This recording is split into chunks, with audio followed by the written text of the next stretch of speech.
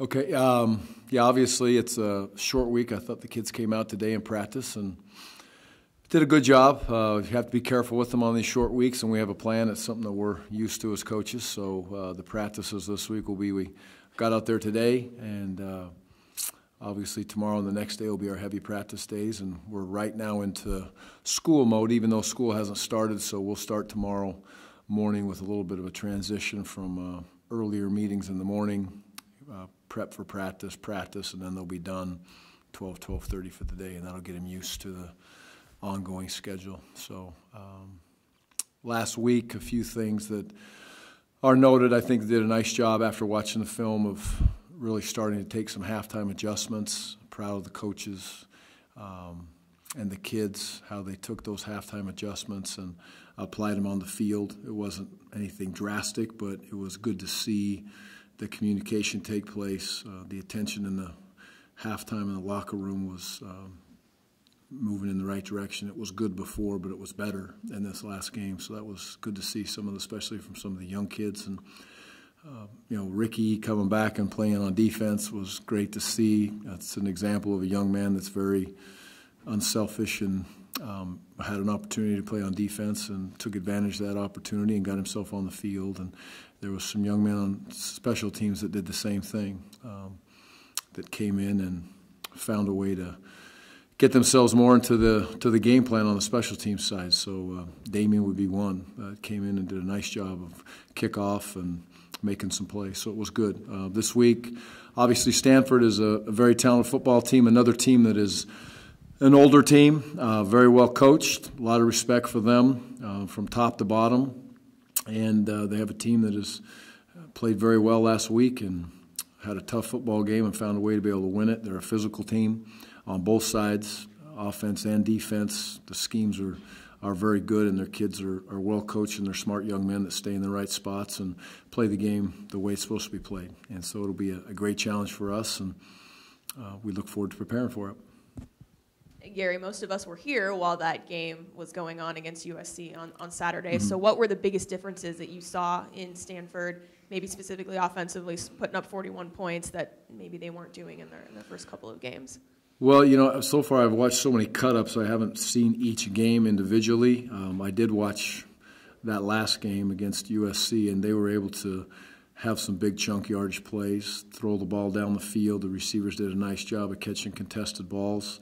The quarterback put the ball on the money, and the kids made the plays. I thought they did a nice job of mixing up their scheme from their heavy run personnel packages, and then obviously getting into 21 personnel, which is 2 back and 1 tight ends, but creating 1 back sets, shotgun, from read zone to what we call a Zorro play, which is just the sweep with the running back. And so when they're in that package of people, you can see them in a 2 back power offense, or you can see them in a 1 back spread offense very quickly. And their tight ends are good enough to cause mismatches out in space, and they're good enough to come in and be physical blockers. So there's a lot to that offense, and they do a very nice job with it.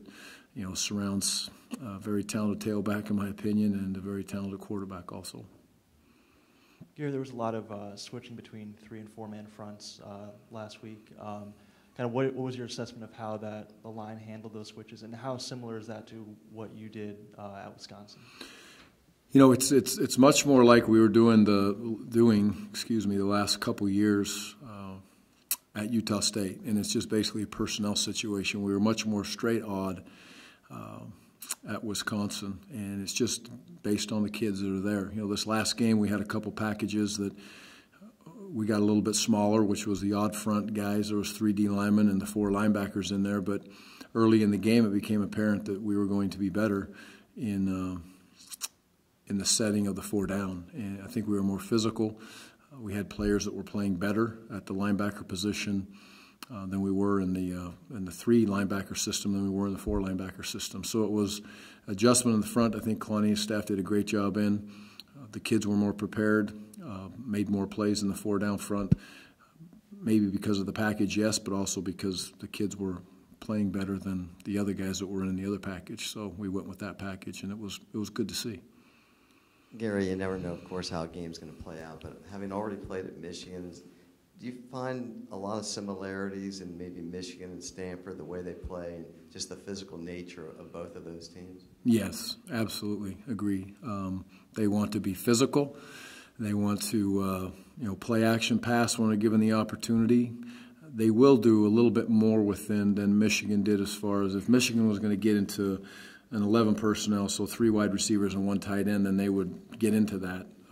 And they would build those formations with 3 wide receivers at that point. Stanford, on the other hand, is going to stay with that tight end in the field and possibly the other wide receiver, the other running back at times, and then flex them out that way. So it's you don't see the subs to get to the spread offense as much with Stanford. They'll play with their base people, but there's a mindset of physicality, downhill run game. It's been that way with Stanford for a long time, and I'm sure that's not going to change at any time this year because they're pretty talented up front on that offensive line and some good backs that know how to run those plays. And you mentioned with classes starting this week, maybe especially for some of the freshmen, is there more of a concern for you as a coach just to make sure they can handle everything that's going to be on their plate moving forward? Yeah, it absolutely is. It always is a concern. Usually it takes place. What we're used to, we're just not used to quarters, so it usually takes place right after camp when camp breaks. But we strategically place this all the way through to stay kind of in our camp mode all the way until now. So it is a transition, and it is a concern. That was one of the reasons why we switched up on Monday, which is obviously today, to give the kids an opportunity to kind of get used to that and, go get a notepad or a book or a backpack or whatever they need, have some time this afternoon to do whatever they need to prepare for school, but then also start to understand that it has changed. I think they'll handle it well, but it's always concerning anytime you change a schedule. Coach, you're able to talk about how Stanford hasn't really changed in the past. Coach Sataki has played against Stanford the last couple of years and been successful. Have you kind of leaned on him at all and his success on how to kind of shut down Stanford's offense in kind of a way? Oh, absolutely. Kalani has a good feel for Stanford, and Stanford has a good feel for Kalani. So that's going to be interesting to see how that filters out in the end. But Kalani's experience, Eliza's experience, Coach Chad's experience is valuable. And then we also lean heavily on Coach Brennan. Coach Brennan's been in this league for a long time, he's been on the offensive side of the ball, so a lot of what he knows comes from what defenses do. But on the flip side of that, he's a very smart coach, and he sees these guys. And so we use all that information that we can possibly get, and I'm sure that Stanford will be doing the exact same thing. And switching to the offensive side of the ball, with a senior quarterback like Kevin Hogan, a guy that has a great career winning percentage, very veteran Latin guy, and what kind of problems does he pose? He's had up and down in his career with the team around him, but always been very successful. What kind of problems does he pose for you guys? Well, the first thing is he's experienced. He's very talented. The experience that he brings to the table it's invaluable. You get reps underneath your belt, and he's also a very talented runner, in my opinion. When he wants to take those spots and get out, he knows when to pick the spots. He knows how to protect himself, and he's been very effective at that. I think that's probably allowed them, I haven't studied a bunch of past years, but I'm sure it's allowed them to feel good about letting him get out and run a little bit. And a couple of times this year, they've actually run kind of a QB sweep, similar to one that we scored on in the game with Seth. So he's a well-rounded, experienced guy with some very talented kids around him, and he's in tremendous command of that offense also. There's not a lot of things he hasn't seen, and there's not a lot of offense that's going to be called where he's not very comfortable, obviously, producing.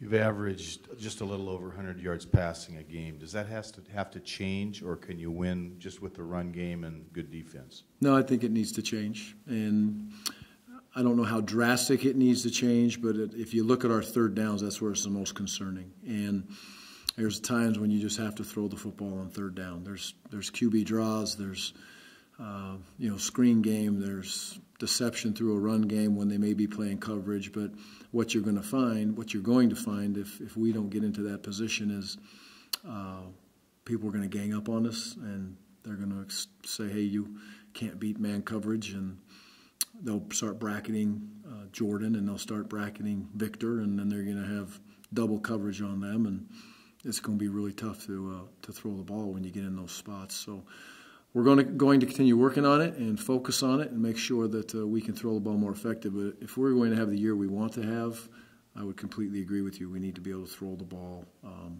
more effectively. Oregon State hasn't beat Stanford in more than 5 years. Even though new staff, new team, do you believe that will provide motivation going into Friday? Well, yeah, I would hope every game is motivated the same for our kids. When you haven't beat somebody for a long time, it's more concerning to me that the kids believe that they can walk in and win that game, more so than motivation because you have not beat them. Our kids have tremendous respect for a program that's had a whole bunch of success for a number of years, and so the respect from our part is warranted, and I know it's there, but our kids practice well today, which leads me to believe that they feel confident. Hopefully they can continue to gain confidence as they go through their preparations. But respecting the opponent is something that we continually talk to our kids about, and understanding that if you prepare and take care of your business, you'll have an opportunity to win at the end of the day, not really because we haven't done something that, now we're going to turn around and do it. I think it was last week you mentioned that there would be, you didn't think you were going to use any true freshmen on defense. Or is that still the case, or do you think you're re-examining that? I can't think of a true freshman that's really playing on defense right now. None of those young men that we looked at a week ago, we're still in the same mode with them. It's a redshirt situation unless an unfortunate situation comes across that we have to deal with. But now the kids that have been going to this point, there's no plan to pull any red shirts out that are on the defensive side of the football. We'll sit status quo, and hopefully that can hold as we go through the season. Drew Clarkson started on the offensive line on Saturday and played quite a bit. I know Fred Loina was still in there as well. Just what are you seeing out of Clarkson, and is he pushing for a starting job moving forward? Yeah, he's done a nice job. He's gotten better and better, and Coach TJ would be probably better to answer that question. I'm not in the film room every day and evaluating every snap of that film, but obviously Coach Woods felt that it was an opportunity for him to get in and play, and it's nice to have a 6 or a 7-man rotation. We would love to be able to get to that point, to have a guard that could rotate through there, and possibly have a tackle that could rotate through there as we continue to grow. So he graded out pretty well from the film that I watched. I thought he did a nice job. I don't know all the ins and outs of everything that he's supposed to do within the offensive scheme, but the report that came back from Coach Woods in our staff meeting after the game was that he's definitely made strides prior to the game, and in the game he also played pretty well. So it's good to see him do that, and Fred's doing a nice job also. Fred's continually working to get better also. And then it's very clear that Seth and Storm have already formed a pretty good friendship, pretty good bond. Even talking to them together after the game on Saturday, how have you seen that friendship or bond develop, and was that something conscious? Did that just happen naturally, with a senior and a freshman, them rooming together? Just kind of how have you seen that maybe develop in Seth's early career? The best thing about that is, as a coach, you try to sit back and hope that those relationships take place. And I never looked back and said, boy, I hope there's a relationship between Storm and Seth. But the day that I was sitting in my office and Storm walked in and said, Coach, I think I could room with Seth on the road. And I thought, that's a great idea.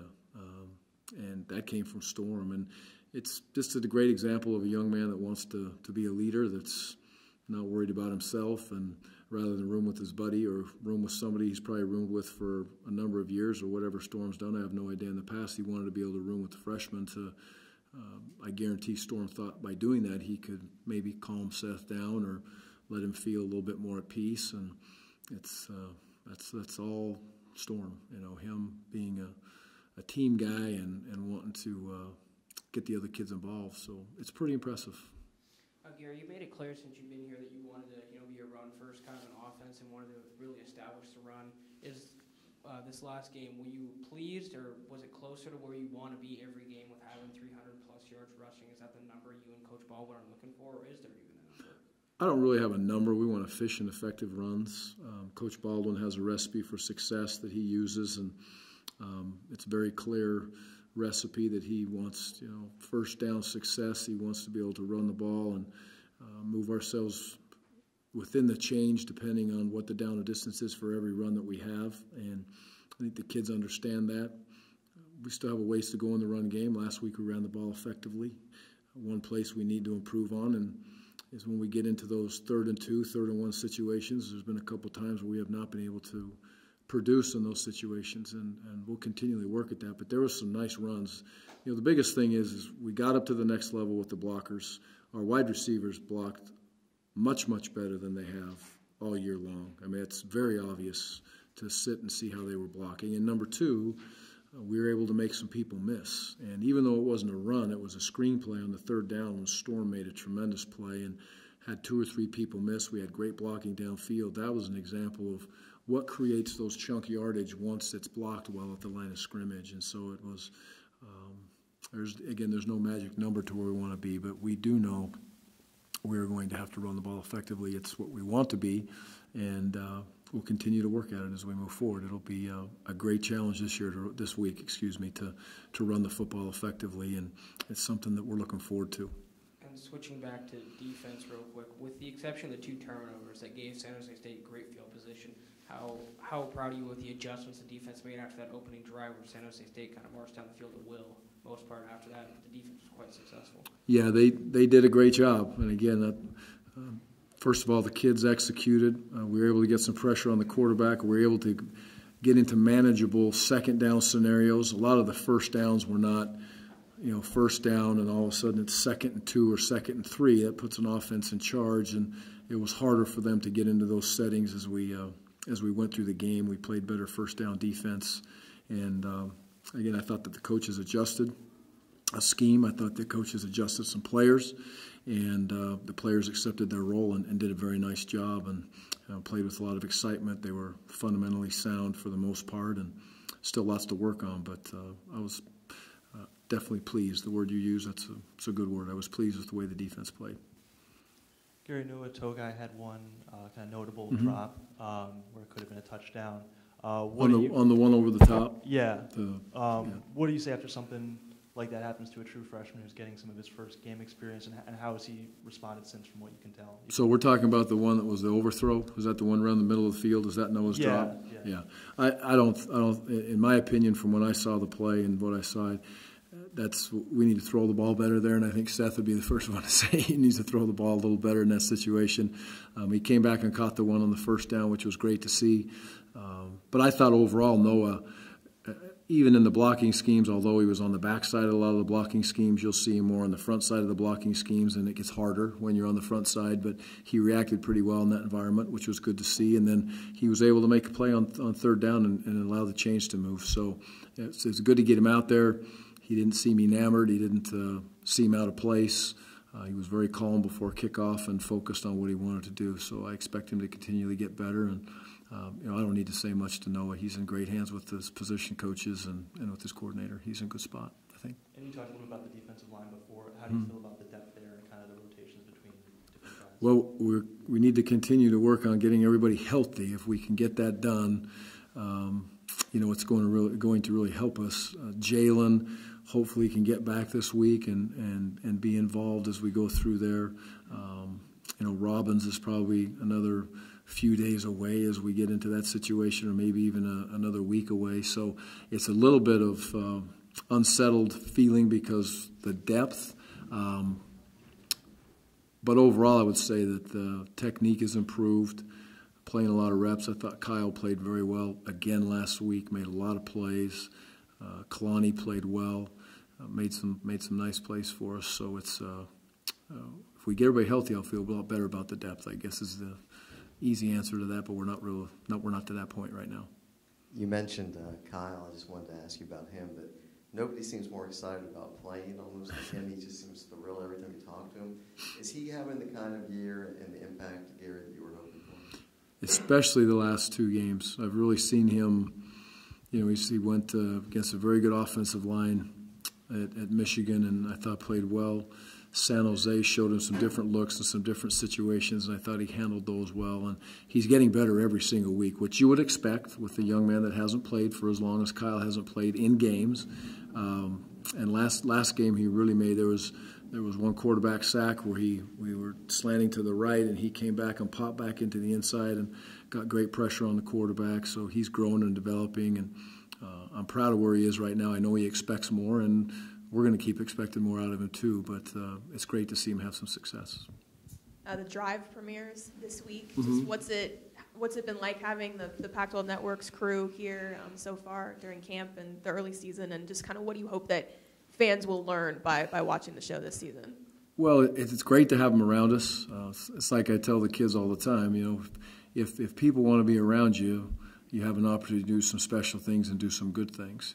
We have this week we get to play on Friday night, and there's not a bunch of games on Friday night, so it's a great opportunity to, you know, highlight your program overall, and that's exactly what the Drive does for us. We want to give them full access. They're awesome with us, with the kids. It makes them feel big time. It puts them in a moment to understand that, you know, obviously the Pac-12 Network cares a lot about them, and to put them in that position it's a great step to continually move to everything we do is big time, and so it's fun to have them around. It's a little different when, you know, they're in my kitchen at 6:15 this morning while I'm making a cup of coffee and giving my dog a piece of toast, but that's the way it was. So, but it's great for our program overall and for our kids to be in that setting, and hopefully at the end it's something that they'll want when the season's over with, and they'll get a little copy of a disc or whatever, and in 10 years they can go back and look at it and remember the season they had. Thank you, Coach. Okay, thanks guys, appreciate it.